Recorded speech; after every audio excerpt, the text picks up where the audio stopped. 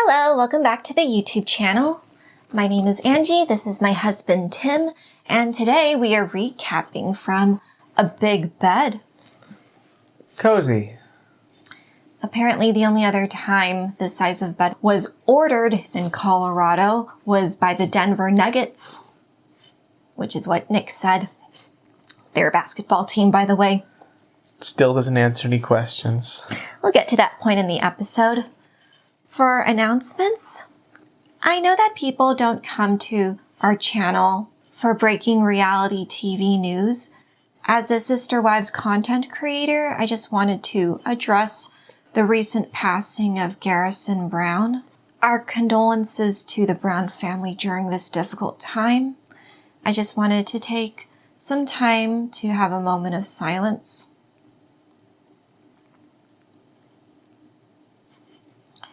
Rest in peace, Garrison. Remember to check up on your loved ones, and that mental health is very important. Going back to the video, I just want to give you a heads up. Later this week, probably on Saturday, I'm going to upload my recap for the Decision Day Round 1 episode for Married at First Sight. It will be my last recap for Season 17 because it's gotten predictable and boring. Another reason is I will be recapping all of Seeking Sister Wives Season 5, so I do want to focus my attention more on that. I don't think I'll create a weekly cartoon, maybe just some of them. From watching the first episode, I am excited to watch Season 5. It does seem to be a glorious train wreck. So, let's get into the episode. Seeking Sister Wife, Season 5, Episode 1. Seeking can be a shock. Whenever I watch the show, the way that I categorize the families, what kind of polygamy they practice, why they got into it, I usually divide them into either Mormon families, biblical families, or secular ones. And another type will be added into the mix, as we'll get to later. The first family on screen are the Davises. They were first introduced in Season 4, and I guess people liked them enough for them to come back. They show a pic of the four of them with their new baby. This is the quartet, formerly throuple, with the stay-at-home husband who reads Wikipedia while his wives go to work. Unusual dynamic. Definitely unusual. The husband's name is Nick. His first, second, and third wives are April, Jennifer, and Danielle. Danielle was married last season. They didn't mention it this episode, but they also have a teenage son. He is the biological son of April, the first wife. The biological dad pieced out of his life when he was 6 months old, and after that, his mother met Nick. So Nick was present in her son's life the whole time. This was also the boy who was playing the piano at their wedding, and he helped Nick pick out his shoes. I'm trying to remember. Season 4 was such a blur. Tim doesn't watch the show with me, so I'm going to give a generalization of what these people look like. Nick is African American and all of his wives are Caucasian. We see them go to a toy store. Nick says his desire to live the plural lifestyle was from watching Three's Company, a TV show about a man who shares an apartment with two single ladies. Nick liked the dynamic of a man caring and being cared for by multiple women and decided to copy the setup for himself. Danielle, the last wife, does a Robin and lists the usual polygamy perks, despite not having much experience as a sister wife. She likes this arrangement because she likes having friends that are women. Okay, so does this mean I'm going to be a loner forever? Because apparently the only way I can have friends is if they marry you, Tim. I guess you're out of luck. Oh boy. Again, I just hate that justification every person on a polygamy show uses in order to have sister wives. You can just have friends. They don't need to be married to your husband. Yeah, that's the case. Apparently, there's no kind of friend like the friend that your husband. That's the best kind of friend, apparently. I guess. I mean, it sounds like they want a pretty intimate type of friendship with another woman.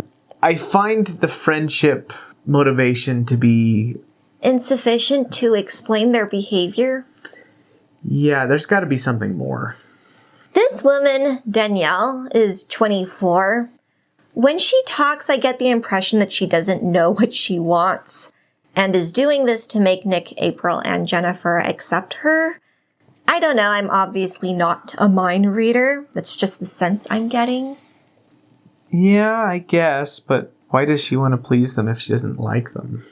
She might like them, but I don't know, at that age, you're still in a period of trying to know who you are. Good point. So, their shared daughter is almost 1 year old. Her birthday is coming up, which is the reason for this outing. The reason for the outing is the TV show. Yeah, it's again, a framing device. They show self-shot footage of Jennifer, the biological mother, doing a water birth with April and Danielle in tow. They cut back to the shopping. Nick, who likes to read about science, steers the attention to some games that stimulate the intellect, aka math toys. I thought that was funny. He wants to get his daughter math toys. I remember this one Christmas I received a leapfrog multiplication toy as a present from Santa. And I was very upset when I got that because usually the best gift that we would get as kids would be from Santa. And I'm like, oh my gosh, it's just all downhill from here. Yeah, because that's a terrible gift. I think there's still home video footage of me crying. My mom thought that was so funny. Anyways, back to the episode. Nick elucidates on this hobby of his, which is reading science articles. He was a stay-at-home husband, and now he's a stay-at-home dad. April and Jennifer wanted it to be that way because they wanted to build Nick up by having him engage in activities that were enriching. Wait, wasn't he taking care of the son? Well, the son, I think, is a teenager. He might be a stay-at-home dad, but I don't know how much fathering he does. Sometimes teenagers like to hang out with friends. Yeah, but he's still a father, regardless. Okay. Is that what they said, or is that what you said?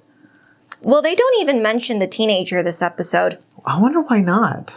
Maybe he doesn't want to be associated with the show. Yeah, that tracks. Nick says that there are enough individuals in his family that want and do go to work. His role is to be himself, where he gets to think, feel, and really try to understand what this life experience is about. He snaps his fingers. So, this is my controversial opinion about the Davises. I like their family structure. I don't have a problem with Nick being a stay-at-home husband/dad. If he's being self-actualized on things that enrich him, then I say, go for it. He already has 2 or 3 wives that work and like to work, so he doesn't have to fulfill that role of being a wage earner. If he provides a situation that makes these women happy, that's more than probably any polygamist we've seen so far. I do agree with that. My one issue is I don't think all of them are happy. I think Danielle is very apprehensive, and we'll watch more interactions of the 4 of them, but it just seems that they keep joking about bringing on another person, and she is very visibly upset. Interesting. I think that it's very likely that the wives all have father issues. Yeah. Maybe abandonment issues. They felt like they didn't have an emotionally available father figure, and so they are happy that they just have a father guy that just does nothing but be emotionally available for them at all times. And if that makes them happy, that's great. I hope that Nick's intelligence also extends to emotional intelligence, and these women are getting what they need from him in that matter. I know some people are going to say, but Angie, Robin Brown from Sister Wives also doesn't work. Why do we dislike her? The reason I dislike her is not because she's unemployed, except for the show. It's that she actively steals things from the other wives, be it assets, their husband's time and hoards all of that for her own family unit. There's a lot of problems with Robin, but her not working a pyramid scheme job is not one of those reasons. Yeah. Also, the problem with Robin is she makes the lives of other people terrible. Mm-hmm. And by all outward appearances, these Davises seem to be happy. I mean, if they're happy, go for it. I don't know. They're not being pressured into it. They don't have to do this, otherwise they're going to go to hell, or they need to do it in order to get their planet or anything like that. Yeah, they're a secular family, so all of those issues are moot. Also, it means that unlike 99% of these polygamist situations, the wives are not financially dependent on remaining in the group. Mm-hmm. They can just leave, which is more than you can say about any of the other ones. Chanel likes to say, legal polygamy, everything will be 50-50. The way it should be is that, as Nick will say, the wives should just marry each other. No one should marry the husband. I kind of think that Nick is bulletproof to this whole situation, right? I do have a few problems with Nick's system, but we'll get into that later. April explains that Danielle, the newest wife, has moved into their home now. They show footage of last season when they had a wedding with all their close family in attendance. Their wedding cake had 3 brides and a groom as the cake toppers. So wacky. Back to the toy store. Of course, a TV show about polygamists wouldn't be complete without a scene of making some poor unsuspecting employee aware of their unconventional marriage arrangements. The cashier has enough on his plate. He doesn't want to have to deal with these weirdos. Oh boy. April claims she wants at least 4 wives in the mix. She changes it up to 5. I first thought she wanted 4 wives so the women could be paired up. Now she says she would be happy with an odd number. This obviously worries the last wife, Danielle, who is still adjusting to being in a plural family. I don't get the motivation of it, but you know what? I don't have to. It just seems she's just very upset. I don't know if they're talking about this off camera. They probably are. It's probably going to come up in the season as the previews suggest, but I'm afraid April and Jennifer are doing a Christine where they're just ignoring problems. We pivot to the next family, a couple living in Wayland, Massachusetts. Their names are Ashley and Shane Sherwood. They're both Caucasian. They've been together for 3 years and have 1 child together. From what I gather, they seem more like a polyamorous couple because their reasoning for wanting polygamy is they're not monogamous people. Ashley purports that one person cannot satisfy 100% of your needs. So that made me think, does that mean her needs and not just her husband? Because then that would imply she wants another wife in order to fulfill her spiritual, emotional, and physical requirements. The lines of polygamy and polyamory tends to be more blurred as they showcase more non-religious families. I mean, it's a concept anyway, so... Which one? Polygamy in general. The only difference between polygamy and polyamory is that the polygamy people have more rules. More rules in that the wives can't be frisky with one another. Ashley and Shane met through a shared interest that was very popular in 2015, which was competitive axe throwing. They married in September 2021 and wasted no time growing their family. Ashley was pregnant a month into their marriage. They are expecting their second very soon. Ashley says that it's odd to be pregnant while dating. She isn't the first one who went through this. The other Ashley from season 1, Ashley Snowden, was also pregnant whilst Dimitri was, just bonking anyone in sight. And I believe Vanessa Aldridge, who is Aspen from Sister Wives' sister-in-law, had a molar pregnancy while her husband, Jeff, and sister wife Cherie were dating another potential sister wife. So, not that taboo, Ashley from season 5. You remember Dimitri? Yes. He was a piece of shit, but also the first wife is also a piece of shit. Okay. Didn't you want them to steam their Yes.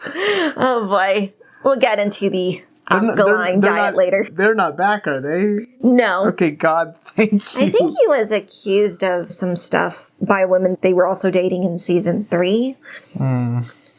Like the Davises, Ashley hopes this new sister wife will be a blessing in the form of a bonus mom to her sons and a confidant to herself. Okay. Shane expresses he wants a woman who is driven, not necessarily with a career, but with her own goals. Ashley expresses that she would very much like this new person to have biological children with Shane as well. Okay, that sounds like a fetish. Yeah? Yeah, these people sound less like they're looking for a sister wife and more they're looking for a unicorn. Yeah, why?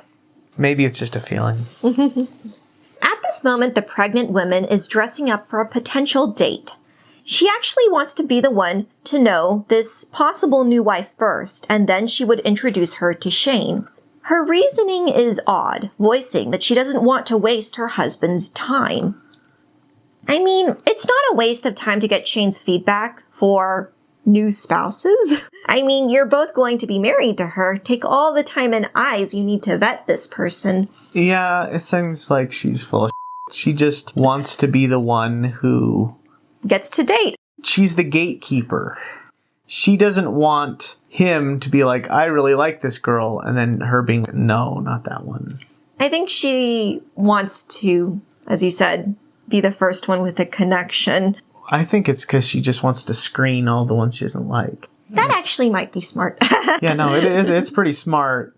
Because it's a lot easier to just be no to this one, yes to this one, than be, I really don't like her, and then get into a fight about it. Okay.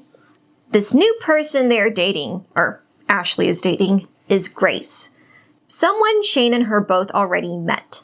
She was their hair and makeup artist during their wedding. A while later, they matched with her on a dating app and have been in contact for a month. Are there throuple dating apps? Yes, I'm pretty sure there are. There are dating apps for every possible type of formation. Okay. I just thought that was very coincidental. Small world? Yeah, the fact that the person they're dating was in their sphere before technology intervened. Ashley is on a one-on-one date with Grace, a brunette woman at a nearby bowling center. Grace doesn't give a concrete answer why she is choosing polygamy as a possible family arrangement. She only says that she's open to forming connections. If that happens to come from Ashley and Shane, then she's willing to explore that path and see where it leads. The two ladies proceed to bowl. Ashley says she is forming a strong emotional intimacy with Grace. They cut to their conversation where Ashley is testing the makeup artist's adventurous spirit. She asks Grace if she is open to more adrenaline-inducing activities such as skydiving.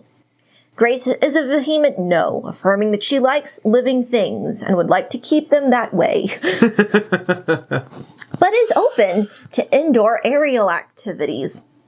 Ashley is up for that when she is no longer pregnant.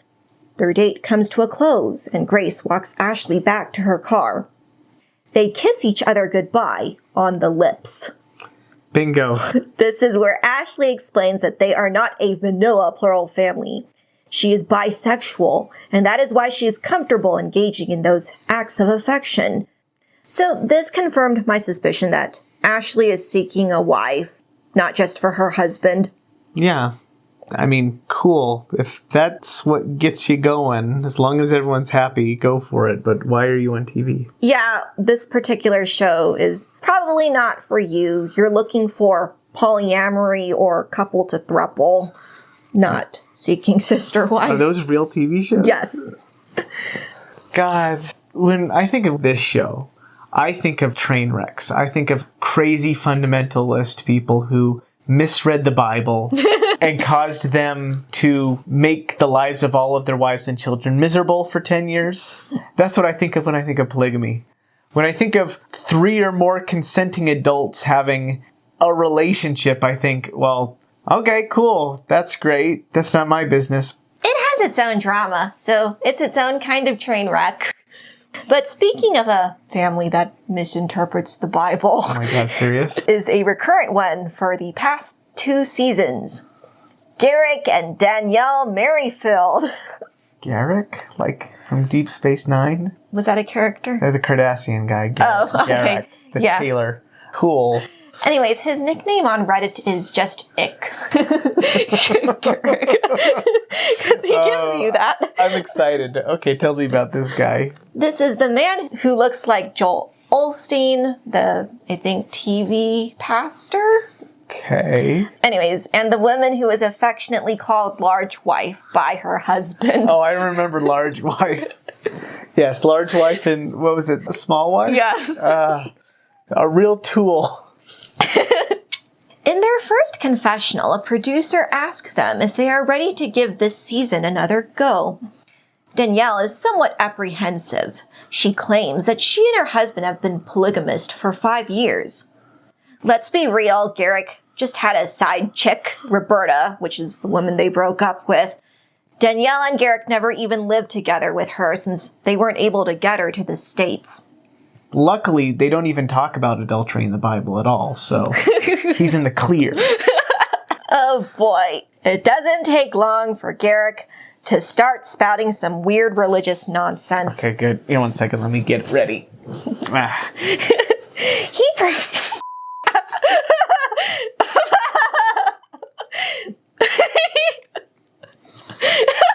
This is so stupid. Dude, do not cut this out. Please do not. He professes that polygamy is a perfect reflection of Christ and his church. Mm-hmm. His reasoning for this is because the Holy Ghost is actually an innuendo for semen. Garrick says, when Jesus fills you with the Holy Ghost, it's actually a sexual term. It means sperm going into a intimacy that way. And even scientifically, when a man and a woman become one, and a sperm goes into a woman, his DNA becomes part of her. It actually goes into her brain, and she becomes one with him. The woman can't transfer her DNA back to the man. What? That was way worse than I was expecting. Is he trying to imply Jesus is f***ing everybody, therefore Garrick needs to f*** everybody? That's a very disgusting way to look at Jesus' life, and your takeaway from his teachings is, yes, I need to unload it in everyone. I mean, baptism by immersion.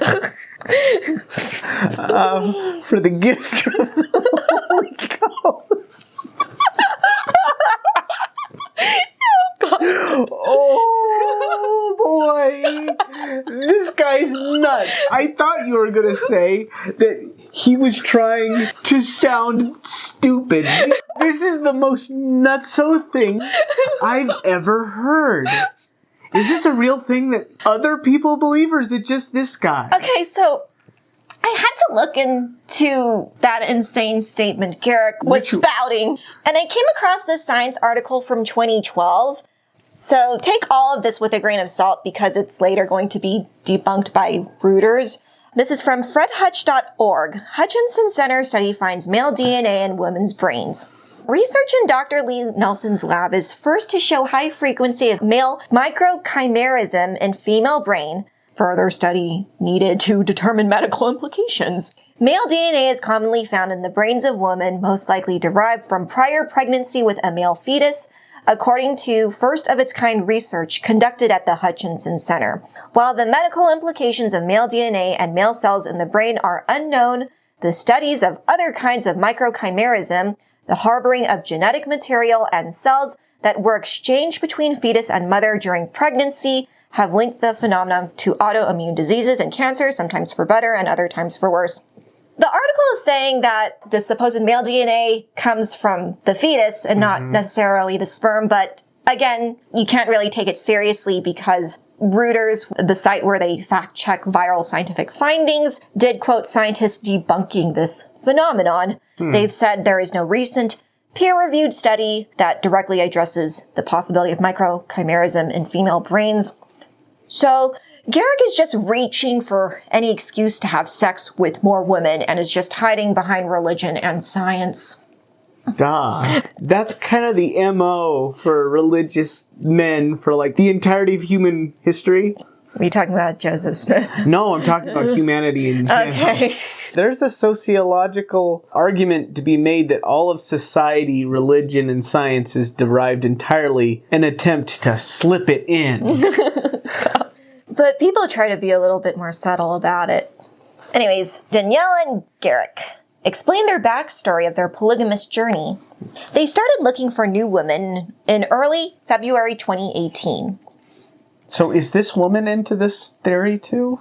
Throughout Garrick's sermon, she's making all kinds of hilarious expressions. I don't even think she's buying into the scientific study part of it. She's coming off as very stupid, indulging her husband in these lunacies. I don't know what's more offensive.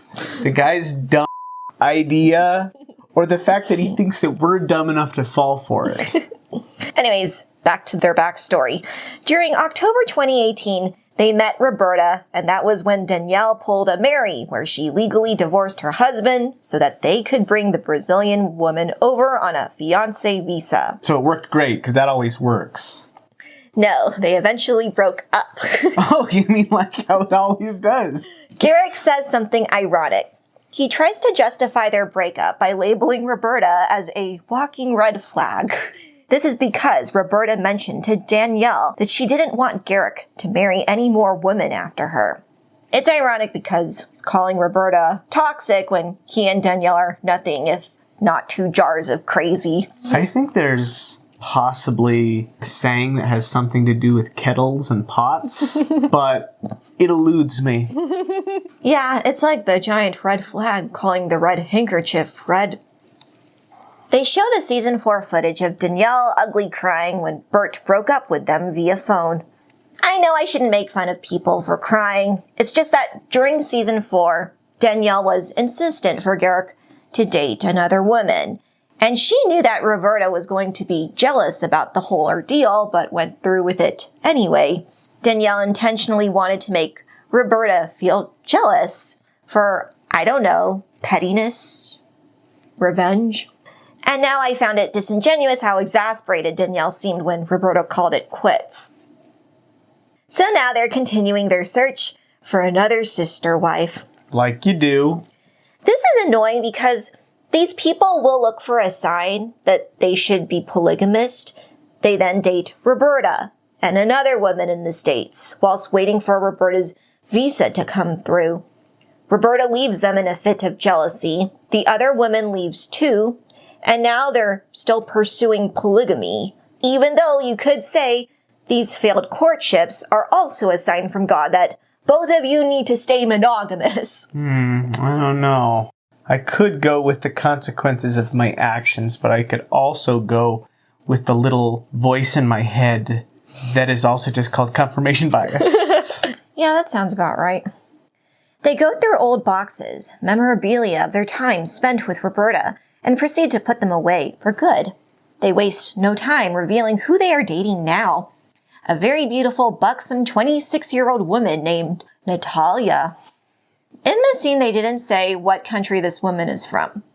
They're just eager to tell Samantha and Sam, Garrick's sister and husband, about their new girlfriend, and they leave it at that. Apparently God didn't say, have a wife. They said, you need to get a buxom foreign mail order bride? Yes. When God speaks to Garrick, he's not telling him, you need to marry an unattractive woman. No, she's got to be this big and then this big down here. Oh, gosh. Very specific about that. God was very specific. She needs to be at least an 8 out of 10. Apparently, God isn't so specific about most polygamist men. We segue to the 4th family of the series, the Salahuddins, from East Stroudsburg, Pennsylvania. Naeem and Nyla are the husband-wife duo, for the time being. They are shown putting their assortment of groceries into their house. They have been together for a decade and a half and are just now embarking on the prospect of a new sister wife. So far, we've had 7 secular polygamist families, 2 Christian/biblical ones, and 3 Mormon families on this show. And now we're coming into new territory. If you couldn't tell, the Salahuddins are Muslim. So I'm actually surprised we haven't encountered Muslim polygamists sooner, since from my understanding of anthropology, the most famous cultures that are known for practicing polygamy are Mormons and Muslims. I mean, most cultures to some extent, but modern cultures, yes. Yes. I know there are actually countries in Africa that have legalized polygamy because the dominant religion there is Islam. Mm-hmm. It's kind of wild. We've had 14 years of Sister Wives and 5 seasons of the show, and TLC's never dealt with American Muslim polygamist. Well, I think it's a smaller pool. Yeah? Yeah. If you take all of the Christians, how many of them actually are polygamists? It's like this much. And if you take all of the Muslims in the United States, which aren't that many, how many of them are practicing polygamists? And it's like, Very, very small. Yeah. Okay, that makes sense. I mean, it's a very traditionalist mindset.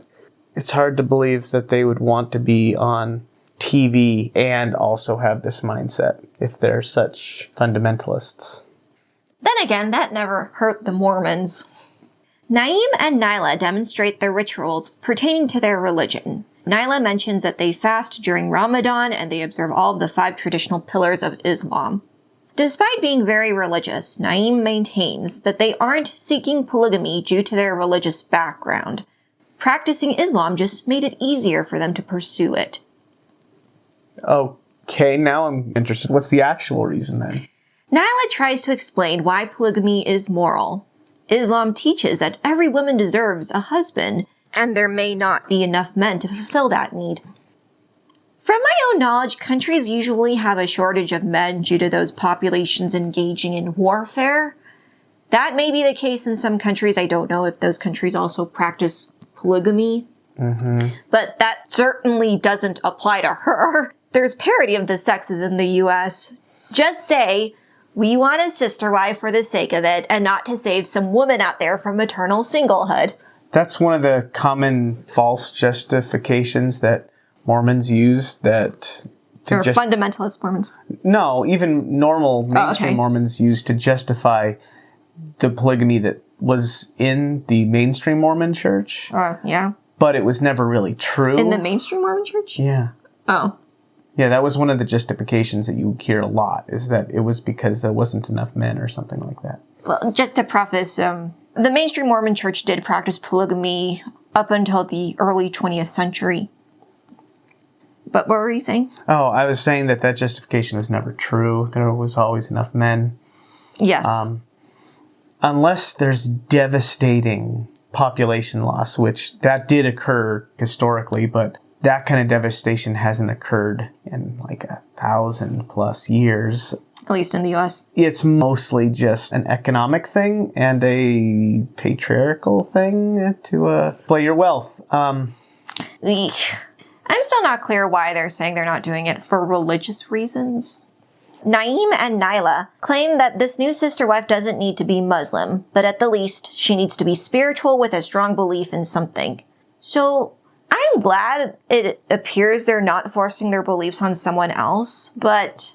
They're going to eventually force their beliefs on this Yes, person? because that's so common in reality TV shows where they claim that experts on Married at First Sight, you can get me someone who's not on this side of the political spectrum or who doesn't follow this particular religion. And then you find out that that's all they care about. So I hope they're being honest when they say she doesn't need to be in their faith. At best, they're going to be, well, I don't care if they believe the same thing as me, but they sure as hell better act like they do. The way that I want them to act. And then worst case scenario, they are just lying. They just want somebody exactly like them. Again, it's strange that they don't want it to be a religious thing. Like their religion allows it, but... Because we were seeing them doing, again, their rituals. Nyla was wearing some sort of covering, like a chador, which is like a cross between a burqa and a hijab. I don't know what kind of garment it's called. That's just what it looked like. If the wife is not going to be Muslim, is she still expected to participate with them? No, there's no way that would be allowed. Okay. Unless they're extremely liberal Muslims. Okay. Anyways, like Mary, Nyla was the instigating factor to have her husband take on more women. This is because she realized Naim thrives on love and support. She postulates that he would grow to greater levels as a person if that love was multiplied. They reveal the name and face of their new girlfriend, Kesha, who lives in Georgia. Not much is known about her other than the fact that she is in the same age range as Nyla and Naim, and she gets along well with Nyla. Well, fantastic. That's better than most of these people. At least they're the same age. Nyla and Naim are nervous because they are mentally preparing to tell Naim's mom that they are dating someone. Under his breath, Naim whispers that his mom is Godzilla. Anyways, commercial break, and we are back with the Sherwoods. This is the axe-throwing couple that is dating their hairstylist. Ashley has returned from her bowling date with Grace. Shane describes why a sister wife would be beneficial to Ashley. He goes, "I don't have many friends that I could use as a sounding board when talking about my wife, so it would be beneficial if Ashley had that in return. Maybe that sister wife can nudge her in the direction that Shane is trying." So, I don't like the solution they've come up with. It's very reminiscent of Sister Wives, where Robin had to come in as some sort of intermediary. You don't want a third person inserting themselves into your own relationship. No, ideally, you'd want a stable group of people that are stable in their relationship. And then you'd invite a third person, and then you would stabilize the three people. If it's two people, they don't get along, and you put a third person in, you're just gonna rock the boat more. Yeah, because that third person is going to take a side. I'm sorry if, Robin, you felt that you were being neutral. You weren't. Well, it's just a cultural thing where the fundies would say that if you're not getting along, get another wife. And it's like, no, the new wife doesn't help anything. Did Christine really make anything that much better? I guess, at least on the surface, where she helped Mary and Janelle with their issues. I mean, the best I can think is Mary and Janelle were going like this, and all of their energy was directed at each other. Then you get Christine in. That way they could have all of their energy split, hating three ways. Oh, God. So that they have less energy to hate individually? Yes. That's not a great solution either. I mean, that's the appeal of polygamy. The dispersal of responsibility. It is the dispersal of energies. And anger. And anger, yes. You can disperse it. It's still there. But that's the only reason that I can think of that these women would want to be in polygamy, is that they just don't want all of the responsibility of having to take care of a guy, or all of the responsibility of taking care of a child. They just want some of it because it's easier that way. I think so. Ashley insists that she has no news to tell Shane, even though she and Grace have been on 5 dates. She gives some background into her family life. She was raised in a very conservative household, which prevented her from exploring her bisexuality. Ashley is saying she has nothing to report to Shane, even though she has gone on multiple dates with this woman. It feels like she wants Grace for herself. Oh, you think so? Yeah, because how can you have nothing to report? I don't know. It's possible that she wants to do the deed, and then she'll be like, yeah, this girl can do it. Again, Ashley, you're on the wrong show. Okay. Shane admits that if Ashley started to pull away from him, that's when he would experience jealousy. Looks like it might happen. And that is the train wreck that we are anticipating. Ashley then says something strange. She says the root of all jealousy is dishonesty. She claims that Shane shouldn't feel jealous in the first place if their communication was honest and open. She claims to be someone who isn't just gallivanting around with other women and not including her husband in the experience. So I was thinking she kinda is excluding Shane by claiming that there's nothing to tell. I don't know, she comes off as dishonest in the scene. I know it's the first episode. I don't really know her intentions. She probably is just using this time to, again, explore her sexuality, But if that's the case, she needs to tell Shane those are her intentions and just say, the person we're meeting needs to meet my needs first. I'm not necessarily interested in you having children with her. I just want another confidant. And then maybe if I like her, maybe she can be your wife too. Yeah, I think it's weird that jealousy is based on honesty. I would say that jealousy is based on trust. And we mentioned this in the Married at First Sight recap. Even if your communication is honest and you're communicating effectively, and you know every single detail of what goes on between your partner and another person, that can still make you insanely jealous. Yeah, jealousy is being afraid you're going to lose something. And you're jealous that the thing that you have, which is a relationship with this woman, could be lost. And you're jealous of that. I guess if that person is dishonest about the nature of the relationship, that could be causing jealousy. But if you know that she's going out there to find some strange and you know that she's doing that, as long as you trust that she's coming back and that was the plan, then there should be no jealousy. You're not losing her. It's a strange situation to navigate. She goes, there's nothing to be jealous of if you know what's going on. So that didn't make sense. Yeah. Shane confesses that when he was in college, he had a girlfriend who later came out as gay to him. He doesn't know if that sudden announcement had to do with how he treated her and is just afraid the same thing is happening in his current marriage. It seems that Shane thinks perhaps he isn't masculine enough, so he's afraid that he's turning his girlfriends/wives into lesbians. I don't know about that. Possibly men are insecure like that, but it also just might be that he's afraid that he's going to invest emotionally into this woman and then have the woman say, oh, guess what? I'm not attracted to you anymore, and break up with him, even though he loves her because of her sexual awakening or something like that. Ah, okay. All right, that's a valid way of looking at it. Because I thought when he said, I'm just afraid that Ashley, who's exploring her bisexuality, is going to perhaps withdraw from our relationship. Mm-hmm. Okay. Yeah, his fear isn't that she's a lesbian or something. His fear is that that means that she will no longer be there for him. Yeah, that actually makes more sense. I mean, I wouldn't put it past him, the other one too. Men are weird that way, but that's what I would guess. Humans are a conundrum. Mm-hmm. From this one interaction, Shane is a very patient man. He says that he's okay with Ashley taking this time to explore that part of herself. He tries to coax more information about this last date, saying that 5 outings is quite a lot for there to be no flirting of any sort. He's even more worried that Grace hasn't voiced any proclivities to meet him in person yet. His concern is that her objective is to be with Ashley and not with the both of them. You either got to trust her or not.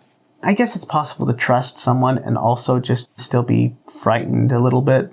Yeah, being brave is not about not being afraid. It's about doing things despite being afraid. Mm-hmm. It's a bold move. Let's see if it pans out. We shift gears back to the Davises. The 4 adults are back on the couch explaining their new living situation. They bought a new house with a 12-foot wide bed. So I thought this bed was just 2 king beds squished together. Because that would make sense. It's one bed that is 12 feet wide. That's insane. I just spend my mornings rolling on it if no one else was there. She would. It's just got to be a frame with multiple mattresses on it, right? I don't know. It's got to be. How else would you ship that many mattresses? In a truck, right? No, it's certainly just a frame with multiple mattresses. Just a long truck. Who would invest in the machinery to make such a large... There's co-sleeping beds that are huge. Yeah, I know, but... like this one. But, like, how would you pay for the overhead if it's only been sold to these people and a basketball team for some reason? I don't know. Maybe someone out there just really, really likes luxurious sleeping quarters. Yeah, I mean, big bed. If you sleep on it long-wise, you have, like... How many of yous could fit on there? Like 9? Anyway, keep going. Anyways, Nick points out that sleeping all together in one bed is uncommon in most plural arrangements. And this reminded me of the joke Polly said in My 5 Wives. I had a silly question once about the polygamous lifestyle. They asked me if we all slept in the same bed. That's just ridiculous. I mean, that's got to be a big bed. April declares that they made the decision to share a big bed because it eliminated the issue of Nick having to rotate amongst the 3 of them. No, it doesn't. What, does he rotate his position in the bed? Well, in the past, he would only have the 2, so they would both be flanking his sides. So there's a new rotation. So it's 2 and then 1 by his feet. By his feet. Like a dog. That's a funny image. Maybe that's why Danielle's so grumpy. April and Jennifer joke that the bed is big enough for all 4 of them to sleep together, with a little extra space for even more to join in. The cameras make sure to get a glimpse of Danielle, who isn't looking too pleased about that possibility. April says that sex, clearly, is an important factor in their relationships. Everyone sleeps on the big bed, but a smaller room is reserved if a wife wanted intimacy with just Nick. Wait. If they just wanted with just Nick. So that means that's not the norm. Does that mean that... that they have group sex? Yes. I don't think so. There's a room just if people want just group sex. Or I don't think so. Okay, that's fine. Again, my memory of season 4 is a blur. I don't think that they're polyamorous. Interesting. Nick and the first 2 wives affectionately call that space the boom boom room. This, of course, embarrasses Danielle, who pleads for them to stop calling it that. Nick then explains how he is able to satisfy the needs of all 3 of his wives. Please do tell. Mr. Intellect, of course, uses a science metaphor to illustrate this endeavor. He likens himself to the sun, with his wives being their own individual planets with different orbits, i.e. times in which they are available to him. They don't receive the same amount of sunlight/sex, but they all receive the amount that they need to stay within their orbit. I guess. I would have used the metaphor of gravitational pull as opposed to sunlight if he's going to use orbit as his analogy for marriage. Well, he hasn't gotten to that part of Wikipedia yet. So keep reading, Nick. He repeats the system of how their marriages work. Nick isn't legally married to any of his wives. They are legally married to each other. An intentional act that was set in place when they entered into the lifestyle. Nick wanted it that way, so that the wives' bonds would be as concrete as it could be. I'm thinking, does that mean if you have 4 wives, 2 are married to each other, does that mean one pair of legally married wives has a stronger bond than a wife who isn't in that legal marriage? That's a good question. Because in a way, then that would also create inequality by his logic. Yeah. I still tried to figure out what they get out of it. They just want a family of women. I guess they just want to belong. Because I remember in season 4, April said that a lot of her family stopped talking to her when they found out that she was a polygamist. Interesting. On the other hand, some people who are about to go talk to their family are the Merrifields. Danielle's sister-in-law, Samantha, is coming over to hear the long-awaited news that her dimwit brother and his wife are dating someone from another country again. At another location, Garrick is meeting up with his brother-in-law, Sam, to relay the same announcement. He mentions that he and Sam are co-owners of a construction company that specializes in building custom homes. Okay. Back to the ladies. The 2 women proceed to replant a bunch of potted flowers. As Danielle gives her the scoop of what's happening in their dating life, her sister-in-law completely stops what she's doing and stares straight ahead. The startled women then ask the million-dollar question. She goes, "Okay, where is this girl from?" Danielle repeats that this new girlfriend, Natalia, is indeed from Brazil. So, I'm going to say, during the scene when they were looking through the old memorabilia, the boxes that had keepsakes of Roberta, one of the boxes held these tiny flags that they intended to use to greet Roberta when she officially came to the States, and then they would wave the Brazilian and American flags to her. And they didn't mention where Natalia was from, and combine that with Danielle and Garrick saying, oh, maybe we should just put these away for good or something like that. I was under the impression that, oh, the new woman they're dating wasn't from Brazil. And I'm thinking, if that's the case, keep those for the future. Mm-hmm. They don't want to buy another flag. They've already got a perfectly good flag at home.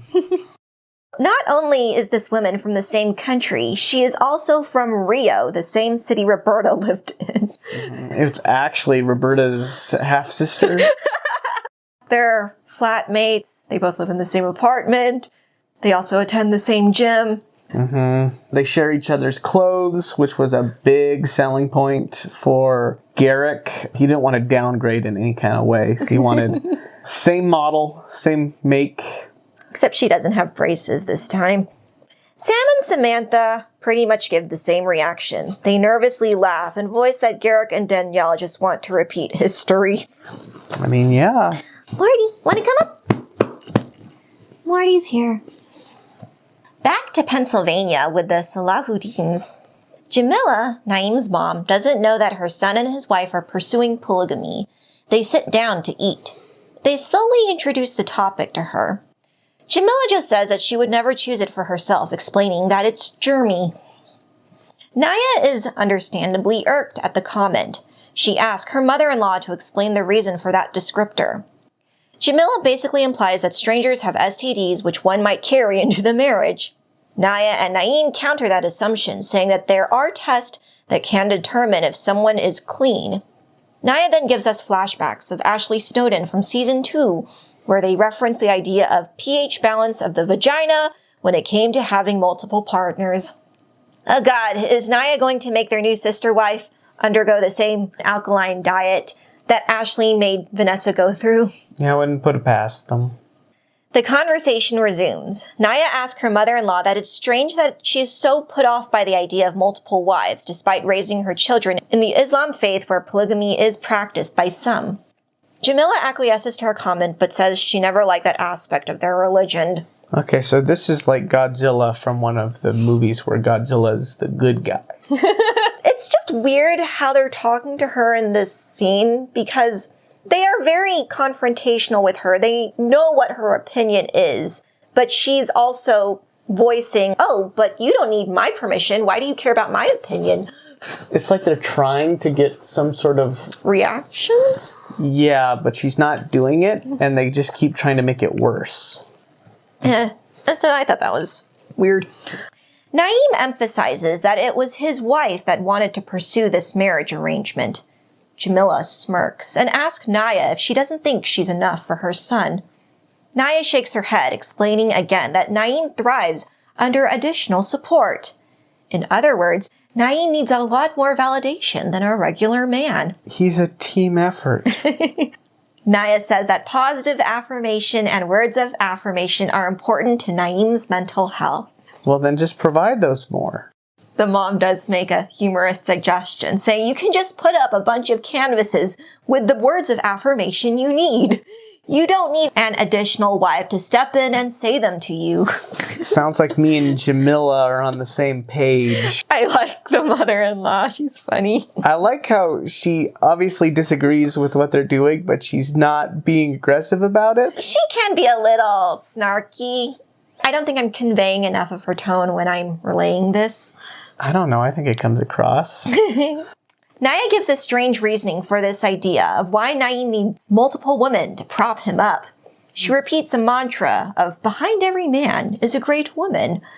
How much greater would Naeem be if there were several women to bolster him up? Jamila isn't having any of this. She goes, if that's the case, he doesn't need another wife. He needs therapy. If he likes it that much, it being constant validation. I mean, everybody wants to be constantly validated all the time. That's what Cody Brown always wanted. It seems like most of them need a tremendous amount of validation. That's probably more important to a lot of these men than even the sex component. Now that you say it like that, you might be right. Jamila continues, you know what I'm saying? So I agree with Jamila. It's very tiring to have a partner that is insecure to the point that your words of affirmation have no effect on them. So Naya's solution is to have someone else come in and say the same thing to see if her husband will heed their words. The solution isn't another person. You just need more of a sense of self-preservation. External validation is only going to take you so far. Naeem throws the comment back at his mom, saying that he needs therapy for a bunch of different reasons, but taking on another woman isn't one of them. Okay, I just thought of the perfect analogy. External validation is like somebody pushing you on a swing set. Having more than one wife is just having more than one person try to push you on the swing set. And I think we all know that that's super great when you're like 5. Yeah, but at some point you need to use your legs to swing yourself. And it'll always go higher with your own legs. Very poignant. That's a good one, Tim. Proud of that one. The somewhat truculent discussion continues. Truculent, that's a good one. Synonyms. No. Please tell me what's truculent mean. I don't know. It's like confrontational. Okay, cool. Aggressive, somewhat. I think of Optimus Prime. He's truculent. Naya asserts that she sees the benefits to polygamy, and Naeem does as well. Jamila mutters under her breath, "Of course he sees the value in it." His mom. I'm telling you, I'm Team Jamila. Get this woman a TV show. They continue to be confrontational about this topic for another minute, and the episode ends on a cliffhanger.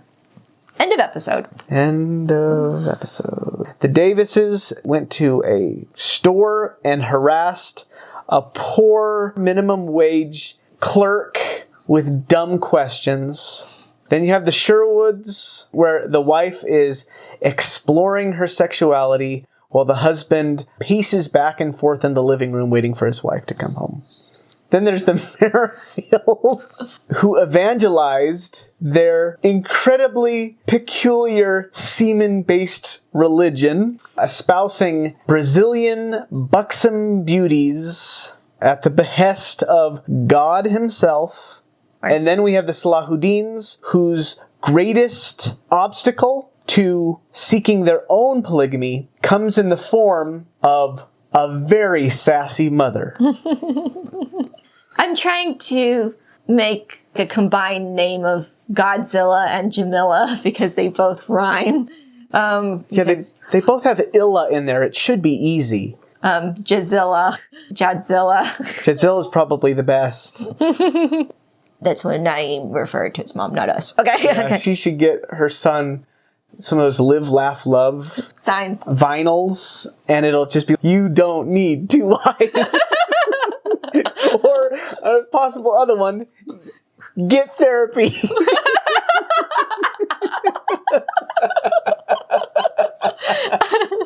That's the end of the episode. Some just parting words. Try to remember someone you haven't heard from in a while and try to reach out to them today. So we'll see you on Saturday when I come out with my Married at First Sight recap. So here's Marty. Bye.